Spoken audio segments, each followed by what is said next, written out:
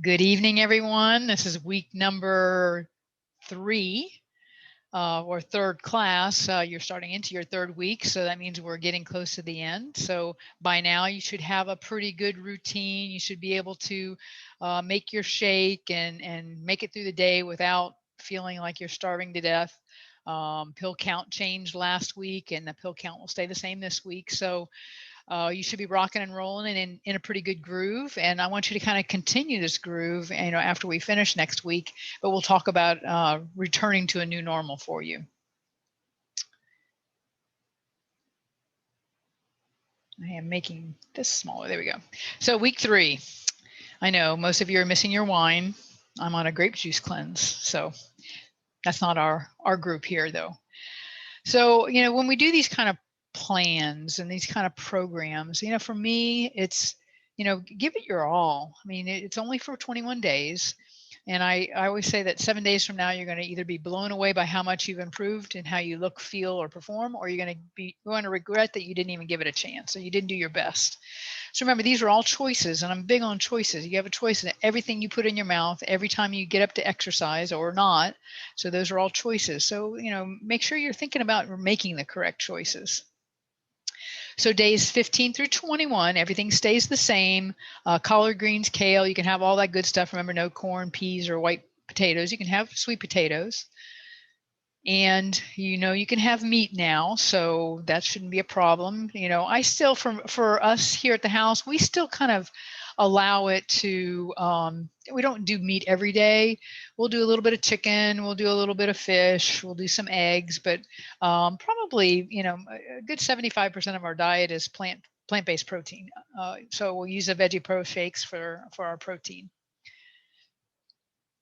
So remember, your fruit, 1 serving is 1 cup, and your goal is to eat 2 times as many veggies as fruit. That's my number 1 rule. And I would just really prefer you, if you're going to make a shake, put your fruit in the shake. Remember, stay away from things like bananas. We talked about how much sugar are in bananas and everything. So your apples and the oranges, that's all fine to put in your shake, but limit it to 1 cup. And quinoa, if you're on a weight management program, I'd watch your lentils and your quinoa. So we want to keep your carbs a little bit lower. Anyway, the best way to lose any type of weight is to drop your carbohydrates. That'll drop your blood pressure down. That'll drop your weight down. That'll drop your blood glucose down. So those are big things we want to kind of keep continuing, because those are the things that keep us healthy. Those are the things that keep our immune system strong. Those are the things that keep us having some longevity. So tonight we're going to talk about the dangers of seed oils, and we've talked a little bit about trans fats, so I want to go into it a little bit deeper, because I think you need to know the dirty secret. So these are we call these the hateful 8. That's canola, corn, cottonseed, soy, sunflower, safflower, grapeseed, and rice bran oil. All these oils are, if you have them, you're not going to use them again. So you either pour out the remainder of it as a weed killer and recycle your bottles. Or if it's not open, it's even hard for me to tell you to give it, donate it to a food bank, because those, people that are getting food from the food bank don't need that either. So I would prefer you just to use it as a weed killer and recycle your bottle instead. So we're going to talk about polyunsaturated vegetable oils, and those are the corn seeds, the cottonseed oil, soybean oil, safflower oil. And, we've talked about it before, and we know that they're bad, but I want you to understand the real history about how this all came about, because I think it's really important to understand that our legislators aren't really protecting our health. And that's why I educate you, so you can protect your own health. So when we talk about polyunsaturated vegetable oils, these are the oils we're talking about. And this is why. So the original fats we used to use, well, back in the day before us, was tallow and suet, from cow and from sheep. And then we eat lard from pigs, and we use butter because we milk the cows. Most oils were used as lubricants for machinery and industrial revolution. So we used that, and we used whale oil a lot. Well, then the whales became, extinct, or were, they were challenged by their environment because everybody was killing them for the oil. So we decided, oh, you know what? We'll switch to cottonseed oil. That's much better. So we started using cottonseed oil, and we refined it. And we'll talk a little bit about how they refine it, but the cottonseed oil was the kind of the replacement for lard and butter and suet and tallow. So when we got these seed oils, you just can't crush them and make oil. You have to, they're not very stable. So when we look at these kind of like oleic acid is an omega-6, and eleatic acid is another omega-6, and they have these nice double bonds that you can see right here with hydrogens attached to them, but there's nothing else. They're not a straight chain, so they're very fragile. They're not very stable. So they figured out that hydrogenation would be the way to make them more stable. So they break a couple bonds and add a couple bonds in, and that makes them a little bit more stable. And they do that through the process of hydrogenation. And that's pressure, and they use heat, and they use hexane, which is a solvent, and it's also a metal catalyst, and that results, in a really rancid mixture. It must be steamed to eliminate the odor, and then they bleach it to remove the gray color. And they winterize it for stability, and then they enhance it with artificial flavors and synthetic vitamins, and they told us it was good for us. So we came up with vegetable oils, then begin entering our food supply. And so the first one that was the biggest one was Crisco. We always call it Crisco fat in a can. The difference, that's what we call it. If you take Crisco out and you take a scoop of it and put it in water, it floats. That's how you know fat floats. So Crisco was like the first step in all of this. And Crisco was a big product of Procter & Gamble. So Procter & Gamble, they used, they had cookbooks out with tested Crisco recipes, and most of the fat back then, was coming from pigs. And so these guys, William Procter and James Gamble, were the facilitators of this. And in the 1800s, Cincinnati was kind of the heart of the developed United States, and it became known as Porkopolis. And they called it Porkopolis because swine meat was the most prevalent and most popular meat, only because the pigs were small, and there was no refrigeration at this time, so it didn't make sense to cut up a 1,500-pound cow, and pigs were much smaller, and the meat could be cured. So, and then the byproducts of the pork production, the tanneries used it, the bootmakers used it, the upholsterers used it, and the animal fats then became hot commodities. They were rendered and molded into soaps and candles. The Depression in the 1980s caused two important citizens of Porkopolis to join forces to cut the cost and to survive this market that they were in. And that was William Procter, and he brought his candle making business from England. He had his place there caught on fire, so he moved to the United States. And then James Gamble fled Ireland, and that's during the Great Potato Famine. He became a soap manufacturer. So these two guys got together by marriage. No, they didn't get married to each other, but they married sisters. And so they became, a kind of a family business. So they're like going, well, we can join together here. And they kind of sought inspiration from the Bible, and they used Psalm 45:8. And it says, all thy garments smell of myrrh and aloes and cassia out of the ivory places whereby they made thee glad. That's how they got the name Ivory Soap. You wouldn't be able to sleep tonight if you didn't know these little things. Come on. So this is the whole start of that era. Then they got to understand that, okay, well, we can make oil, and we can make oil last longer. And that's when they came out with their first product, which was Crisco.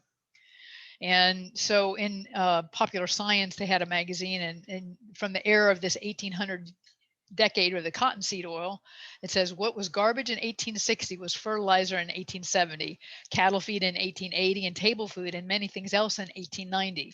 So that whole transition from using, animal meats or animal fats, which are saturated, to this more readily usable and more stable oil, that they could keep things on shelves longer because they didn't have the refrigeration. This is what they did with the oils. So they did a lot of marketing for Crisco. They did recipes. They did, made it just a popular that, if you were anybody, if you were wealthy, you were using Crisco, making cakes that make them delicious. And, that also let the products that you make at home last longer. Remember, there was not any refrigeration. So then they're like, okay, well, this is a good idea, but we need butter, and we really want to stay away from, dairy, because we don't want to have to maintain it. So margarine came into play. So they had all different kind of margarine, which was oleomargarine, which was all very produced and hydrogenated, and that's the one that was gray, and they had to put yellow in it to make it look like butter, and it was used as almost like a commodity. And then, then they were like, okay, you can't bring margarine across state lines because it's not real food, because two guys decided they were just going to take that margarine and they were going to sell it as butter so they could get a tax discount, and that didn't work out so well for them. They ended up having to pay a lot of money back. But the oleomargarine, and it was put on to us like it was good food and it was good for us. Little did we know. Then we started using vegetable cooking oils. And let me just say this, there's nothing vegetable about them. They're all from seeds. When it says corn oil, it's not from the corn that's ripe. They're taking the corn seeds and crushing them and hydrogenating them, making them oils. So there's nothing vegetable about them, and it's a misnomer. It's one of those little things that drive me crazy, but vegetable oil, cooking oils are really seed oils. So we had Mazola and Wesson oil came out. And then in 1961, the American Heart Association recommended that polyunsaturated oil should be used to fight heart disease. They were blaming heart disease on animal fats. So they went through this whole thing, and there was a guy named Ansel Keys who did this. He wasn't even a medical doctor, but he came up with this, made this report, kind of proposing that polyunsaturated oil is much better and much more healthy for people. So he came out and he was in Time magazine for this diet heart hypothesis, and it was a hypothesis, but everybody bought into it. And so all the legislation did, big business did, and then Eisenhower happened. He had a heart attack.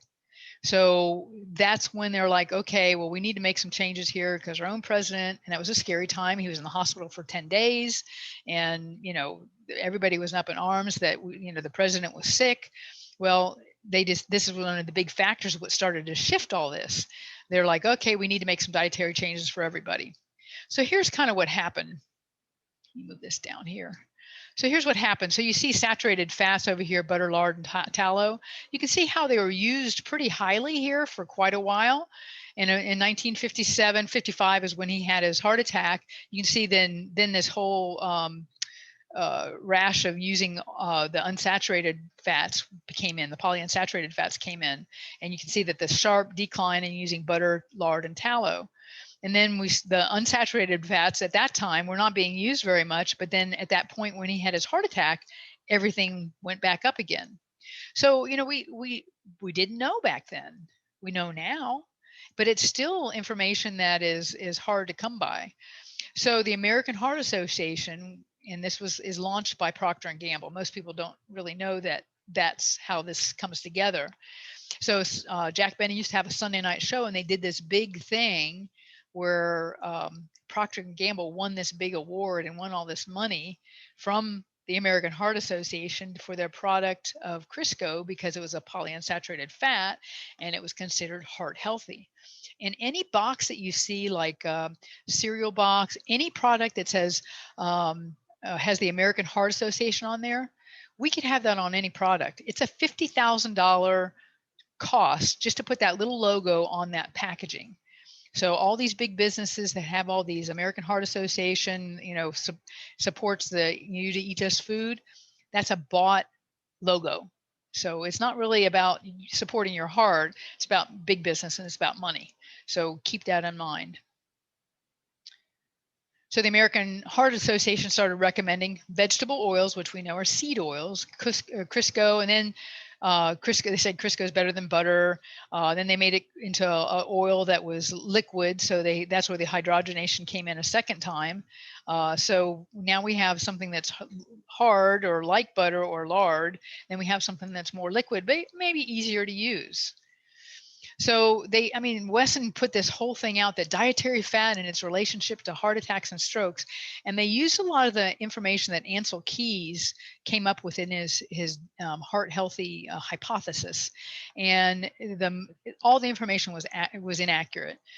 But people bought it because, this is, they're telling us, well, it's good for us, so we should eat that instead of, butter and lard and that kind of stuff. So polyunsaturated fats then became almost a medicine. Talk to your doctor about using Mazola corn oil.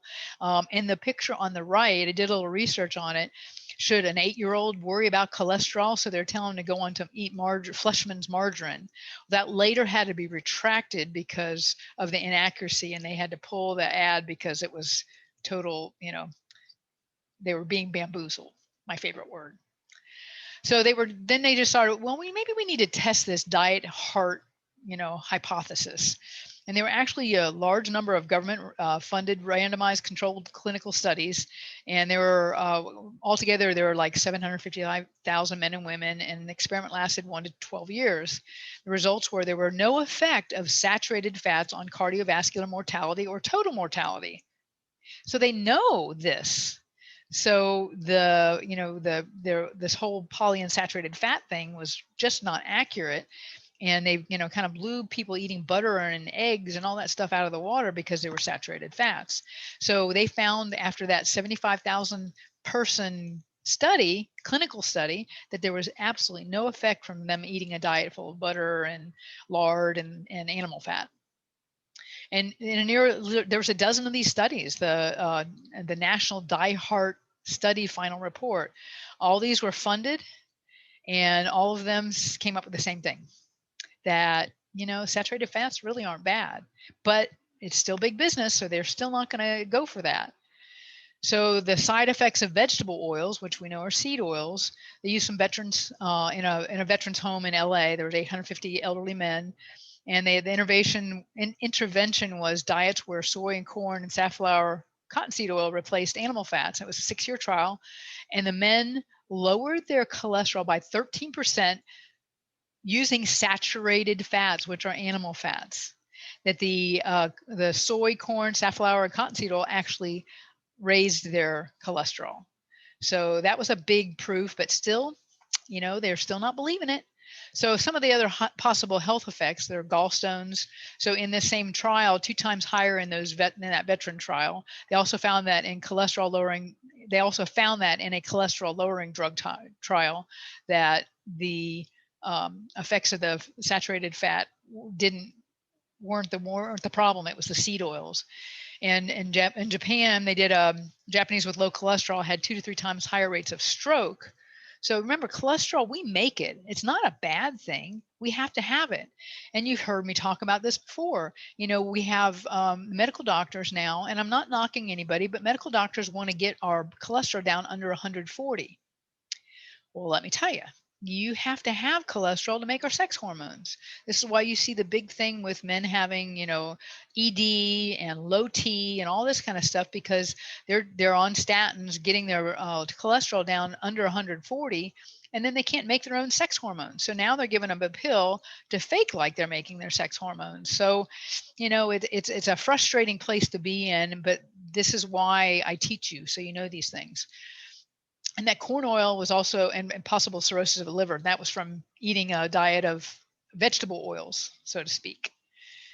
The NIH, the National Heart and Lung and Blood Institute, had workshops in 1981, 1982, and 1983. And their conclusion was vegetable oils did not present a public health challenge, did not contradict the urgent common sense public health message for everyone to lower their cholesterol. So now you have somebody saying this in the background, okay, we proved that saturated fat is okay and that seed oils are not good, but we're still going to conclude that because there's big business involved with this.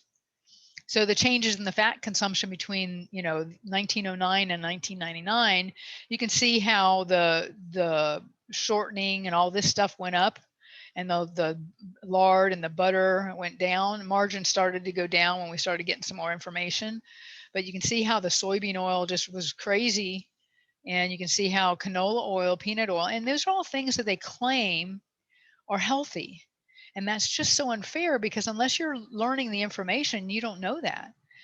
So, and then, so I'm not busting our government, but the U.S. government decided to get, involved in all this, and they put out their U.S. dietary guidelines in 1980. And so this is what the pyramid, the food pyramid looked like. So look at all the pasta and all the carbohydrates and all this stuff down here, a little bit of fruit and vegetables, meat, some milk and yogurt. Limit your fish and that, and your fats and oils and sweets should you be used sparingly. So, you know, that's really hard, because we know now that it's the sugar that brings up our cholesterol. So this was totally wrong, and this is only because these guidelines are done by the Department of Agriculture. The guys that grow the grains are like, hey, wait a minute, you're cutting into our bread and butter, and these guys are like, well, you've been cutting into our bread and butter. So now we've changed that over the years, but this is what we started with. And then hydrogenated oil becomes like the backbone of the food industry. I've talked to a food scientist in the past, and it's just mind-boggling what they know and what they do to make food taste. There's like a convention of the science of food, and it's all the stuff they put in food to make it taste amazing. I really want to go there. I think I would just join just so I could go to see what they do. But hydrogenated oil, this is, all these products that stay on the shelf for a long period of time all have hydrogenated oils in them. They're either partially hydrogenated or hydrogenated, and that's because they provide stability. That polyunsaturated saturated fat is so unstable. So we're like, well, there's some natural alternatives. We have palm oil and coconut oil, and those were kind of quickly poo-pooed. They did campaigns against tropical oils because this guy here, Stephen Drake, was the president of the American Soybean Association, and because most of our trans fat or our hydrogenated oils are soybean oil, either partially or hydrogenated oils, this guy was like, you're cutting into you're cutting into our stuff. So they did this whole campaign, advertising and marketing campaign, to really get the coconut oil out of the way, or the palm oil out of the way, and really build back up that soybean oil, conglomeration. So, there's a lot of things that came out. Saturated fats, why all the hubbub over coconuts. The recent survey reported that 72% of Americans public rated coconut oil as a healthy food, compared with 37% of nutritionists. This disconnect between those lay people and expert opinion attributed to the marketing of the coconut oil in the popular press. And it had a good fatty acid profile, so that we wanted that. So they talk about dietary fats and cardiovascular disease. There's so much out there now that we know, but American Heart Association is backing a lot of this, and to this day they still say that. So in 2017, Bayer and Liberty Link soybeans helped protect hearts in America's heartland. So this is all researched, and they are like, in an effort to support health and heart health, we want to improve wellness of the rural Americans. They announced big support to the American Heart Association for Healthy for Good. And so they donated $500,000 to support the cause, and they contributed 5 cents, to the healthy, for a good movement, which was that total of $500,000 to help raise heart awareness. But they were backed by the Liberty Link, which was the big soybean guys. So they're like, oh yeah, well, the cardiovascular disease happens from eating saturated fat. You should still be eating unsaturated, polyunsaturated fats or soybean oil.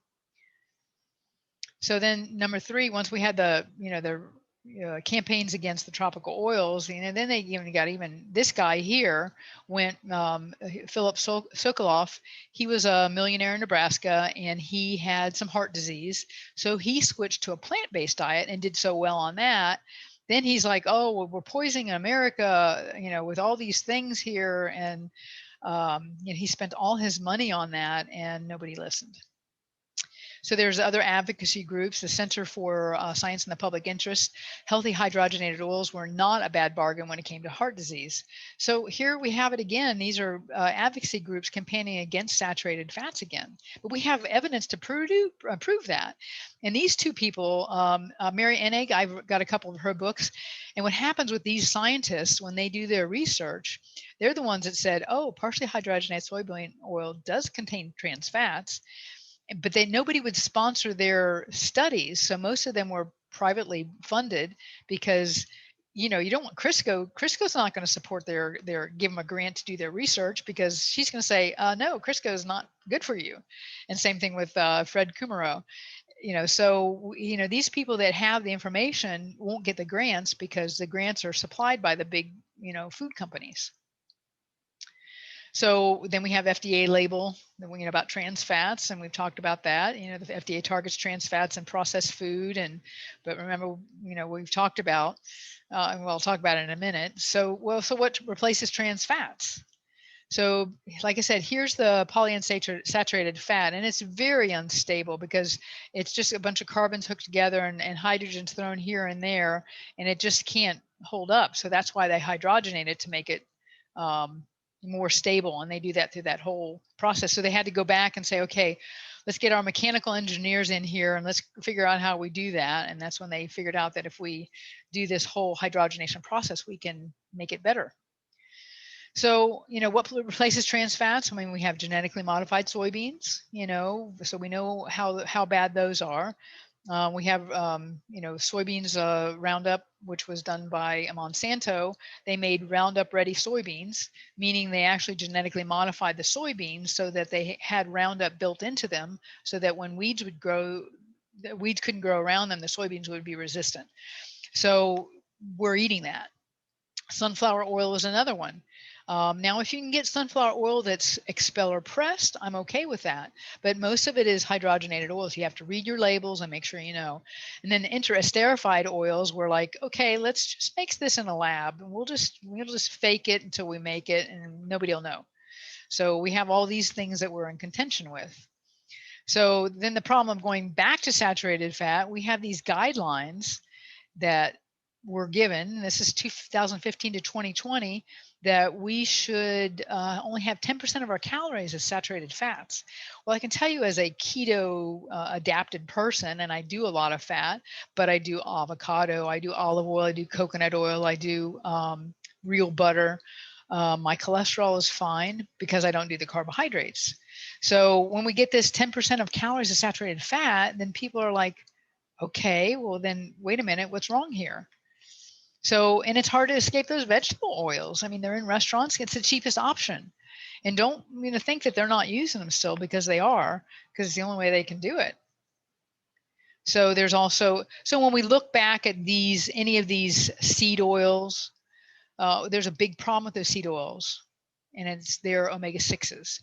And so we talk about omega-6 and omega-3. So those are our omega-3 fatty acids and our omega-6 fatty acids. Omega-3 are anti-inflammatory. Omega-6 are pro-inflammatory. So all these vegetable seed oils, as you can see, are 70% are omega-6.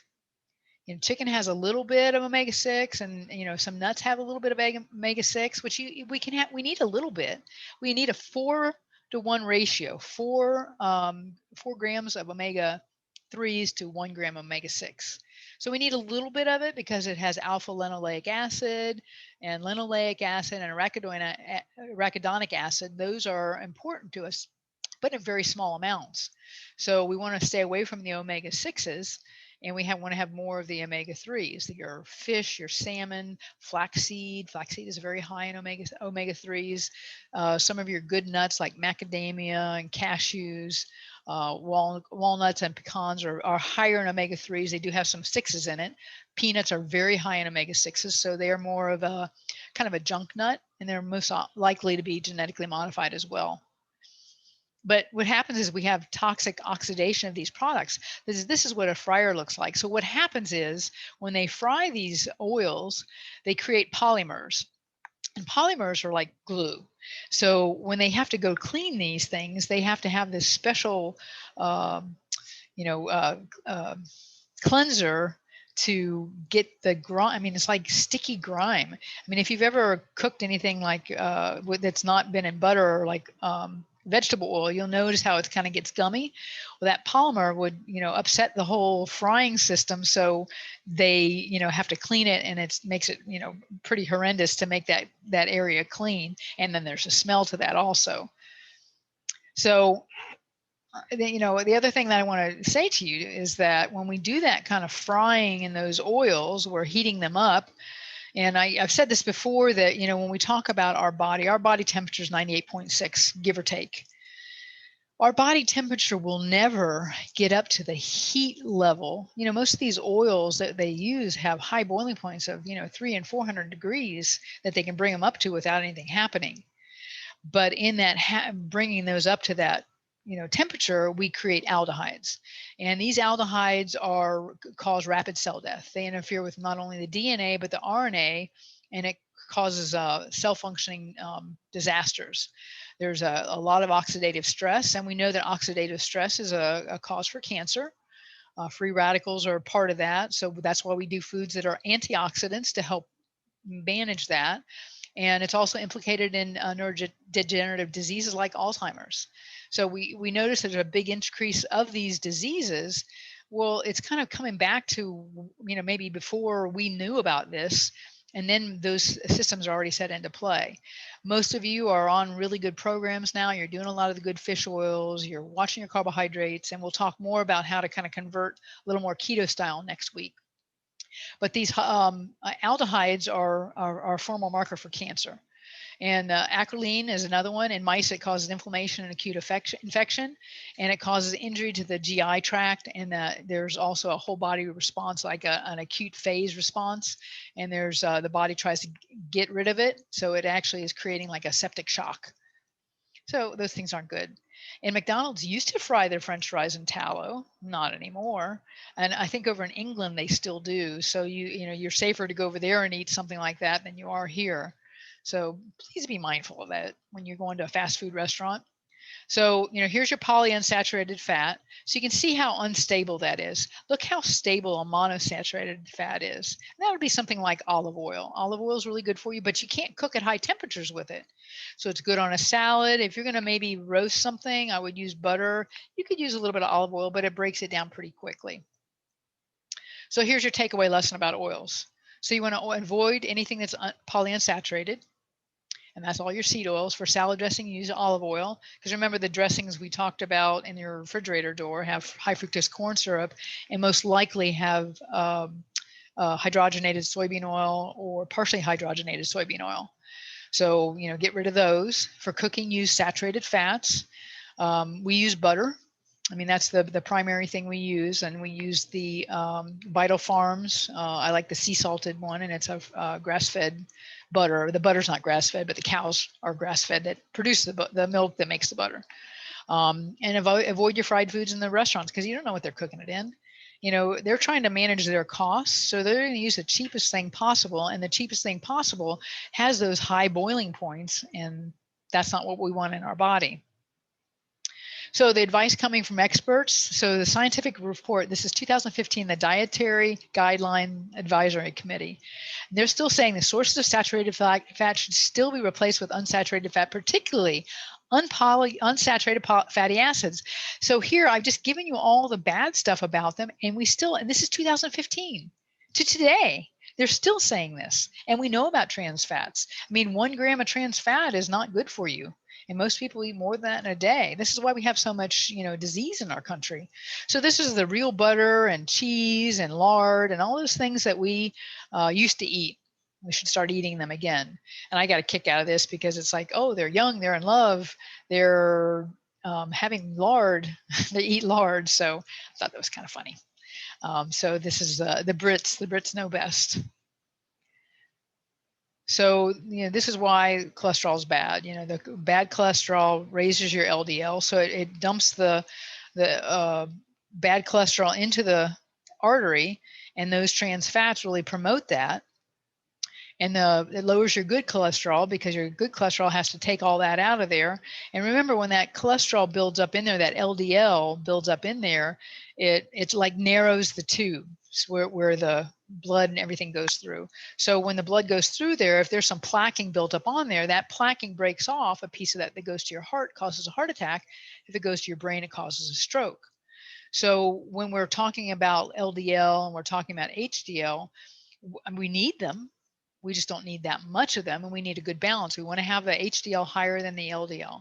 So I'm not worried when you come in and you're, when I do a functional medicine appointment with you and we're looking at your cholesterol and your cholesterol's high, if your HDL is in a good range and your LDL is in a good range, I'm okay. We look at the VLDL, which is the very low density lipoprotein, and that's the one that's the killer.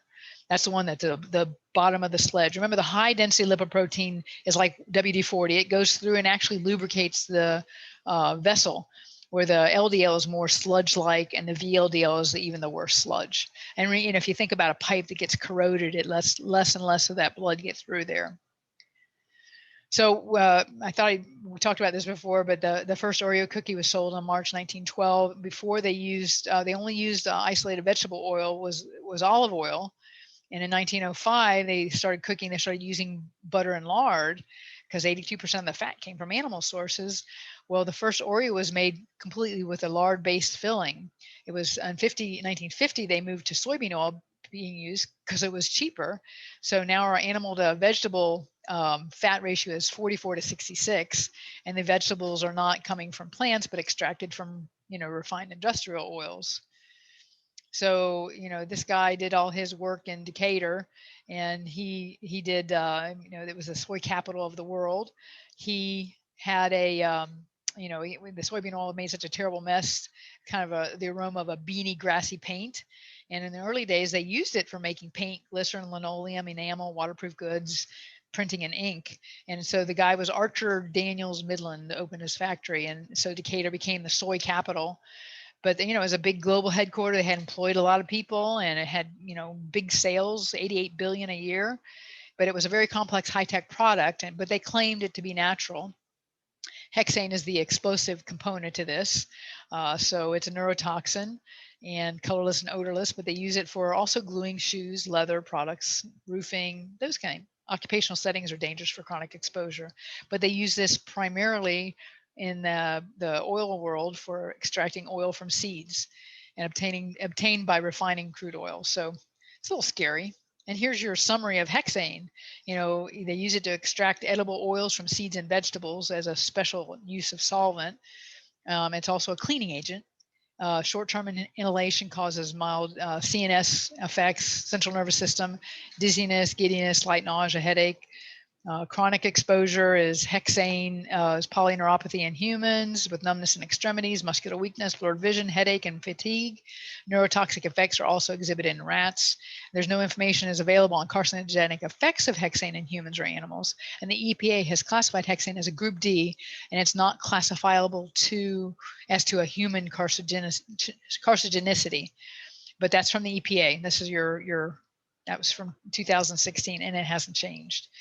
When I use a slide again, I always follow up on it. And when most of them haven't changed, it's just old news. And remember, we in the 70s and 80s, we started taking fat out of everything because they scared us about animal fat. So they're making everything fat free. But you can see over here, you're using soybean or palm oil, and look at your sugar. So your carbohydrates are 19, then you have a trans fat up here, but they don't show it, which I think is always not fair for you because you think you're doing the right thing. And remember, these cookies were teeny tiny. You can have 2 cookies, but they're like maybe the size of your thumb. So that was one of the phases. And then the margarines, once again, they said no trans fatty acids, but right down here it says partially hydrogenated soybean oil and canola oil, so hydrogenated soybean oil again. So it's partially hydrogenated and hydrogenated, but here it says no trans fatty acids. And when you look up here, it says polyunsaturated 2 grams. These are old labels, but I think it's kind of funny that they get by with that. A 55% vegetable oil, which you should know by now is a seed oil. And so saturated fats versus trans fats. So you want to stay away from these, because all the ingredients of them are soybean oil, canola oil, it's either hydrogenated or partially hydrogenated. And if you look at the difference between saturated fats and trans fats, you can see that the saturated fats are essential. We need those good fats. We need them for our skin, for our organs. They help for healthy cell function. They enhance our hormone production. They suppress inflammation because we want those omega-3 fatty acids. They raise your good cholesterol up. They put your tissues and conserve your tissue strength. The capillary response, the fragility is decreased when you're using the omega-3s. They help insulin receptors. They enhance your immune system, and they encourage production and balance of your prostaglandins. And those are all positive things, and all the trans fats are exactly the opposite. So this is Joan Di-Gusau, and she was, I loved her as for butter versus margarine, I trust cows more than chemists. So you remember, margarine and those things are all made in the lab. They're not natural. And, you know, when we look at that, I love this because you can see that the ants don't even go to margarine or reduced fat butter. They know what the good stuff is. So use the good stuff. Get some good grass-fed butter. Kerrygold is good. Like I said, we use the Vital Farms. It's got a picture of 2 cows on there. But it's estimated that 40% of the foods in the typical supermarket contain trans fats. And these are all the foods. So if you're not buying those, then that's good. If you're buying those, stop it. So you'll see all these labels on here. And I just have to go through this again because I find some of my patients still don't know how to read a label. So remember, when we look at a label, it always goes in this order. Calories from fat, total fat, the carbohydrates are next, proteins last, and then they throw little vitamins in between there. Remember, a gram of fat is 9 calories. A gram of carbohydrate is 4 calories, and a gram of protein is 4 calories. So what we do is we take the fat, which was 4.95, and multiply by 9, it gives us this number. The carbohydrates were 20.18, and that multiplied by 4 gives us this, and our protein was 4 calories times this gives us this. That's our total calories of 139.7. Oh, but wait, their calories here are 137. Look at the trans fat. Did they just forget to put it in there? Bad. That's so bad. But this is how, when you're looking at things, I want you to start paying attention to this right here. Oops, sorry. This number right here on the carbohydrates. And I want you to look at sugars, but look at your total carbohydrates. And then when you look at your fat, I want you to look at so if this number says 291 grams, but the total is 495, why is there nothing in there? Well, let me just show you why. So the government, and here's your FDA from the FDA, this has been for years, when you check the ingredient list on a food package for partially hydrogenated oils, the nutrition fact label can state 0 grams of trans fat if the food product contains less than 0.5 grams of trans fat per serving.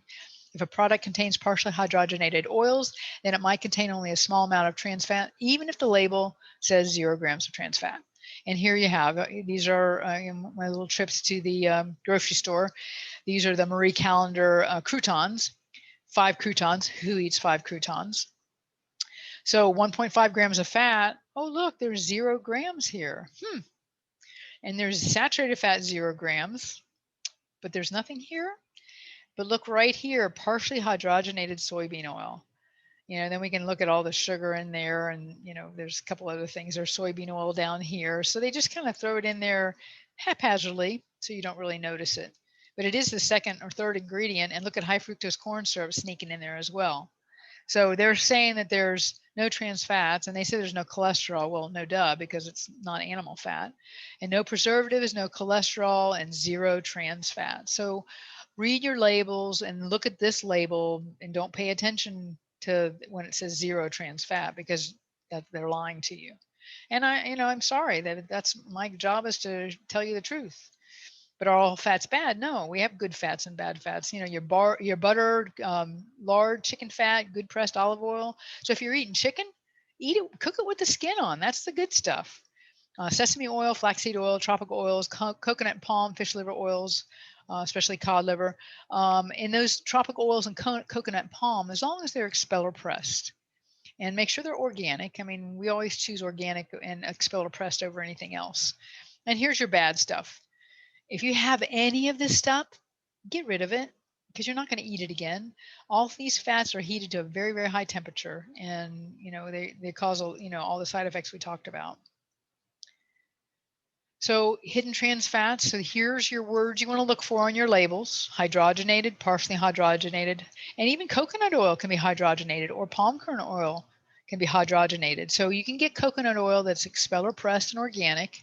If it's cheap, like if you go to Publix, and I can't remember, it's like Aunt Sally or Aunt Lucy, or I can't remember, somebody's coconut oil, and it's all hydrogenated. So you want to make sure you get something that's expeller pressed and organic. So look at these numbers, I mean these words here, and those are where your hidden fats are coming from. So the good you eat can be either the safest and the most powerful form of medicine, or the slowest form of poison. So this is the nice way to say it. You hear me say it, that whatever you eat is a choice, and whatever you put in your mouth is either an act of nutrition or an act of suicide. It's your choice. So think about that when you eat your foods. I mean, there's enough good food out there, and I mean, if you want to treat every once in a while, that's fine, but make it a good treat. Being fit is 80% of a diet and 20% exercise. You can't outrun your fork. So we talked about food marketing, and so here's some translations. So when you see these on a package, run. And if it says, remember, if you pick up an apple in the grocery store, there is no label on it. Why? Because you know what's in it. But if you pick up a bag of apple snacks, I mean, there's going to be a whole host of things in that other than apple. So no sugar added means instead we've included a variety of sweet tasting carcinogenic chemicals. Artificial flavoring means a horrible mix of chemicals that will trick your brain into thinking you're eating something healthy. Natural flavoring means a tiny drop of lemon or something added to the chemical crap listed in item 2. Low fat, instead of fat, we've added a chemical cocktail that is worse than fat ever was. And an essential source of vitamins and minerals. We've added a salad of unavailable vitamins and minerals to hide the rest of the garbage that we are feeding you and your children. So, I mean, I use standard process because they are organic and because they're whole food based. And I don't want you using anything that's an isolate because it's made in a lab. So, I want you to be aware of these. I'm not going to go into these, in depth, because we've kind of talked about those before. But these are things we want to look at. BPA, bisphenol A, that's in your water bottles and your plastic. So make sure or in your cans. So make sure when you're getting cans and bottles that says BPA free. It's an endocrine disruptor. And most of these are endocrine disruptors. Dioxin, all these are percolates, fire retardants, lead, arsenic, mercury. All these are the glycol ethers. That's the propylene glycol that you find in some of your foods, like ice cream, to keep it from freezing too hard so you can scoop it out so nice. Make your own ice cream, or get something that has milk and sugar. If you're going to eat meat, get it so that it's responsibly and ethically sourced. Moink is a great place to do. You can go to that moinkbox.com, but they source it ethically, and they're all grass-fed and grass-finished. So, I mean, you don't have to go to the grocery store. You can buy it, and it's frozen, and it comes in a nice packaging. All right. So the other thing is like water bottles, steel water bottle, probably the best. This is a really cool one that I found that is, I like it because you can screw the bottom off, because I'm a kind of nerd about stuff building up in there. So it's got an antimicrobial technology and inhibits odor and the growth of bacteria. So I like something like that. You can't microwave it or freeze it, but that's okay. You put cold stuff in it. So what to avoid? We've got one more week. Don't blow it. And, we don't have this weekend. There's no AFC, NFC games. So you don't have to have your snacks. You'll be done in time for the Super Bowl. Go Tom Brady and Patrick Mahomes. We're always going to be in our hometown here. But these are the foods I want you to avoid. So when you're in doubt, if it's not on the program guide, don't eat it.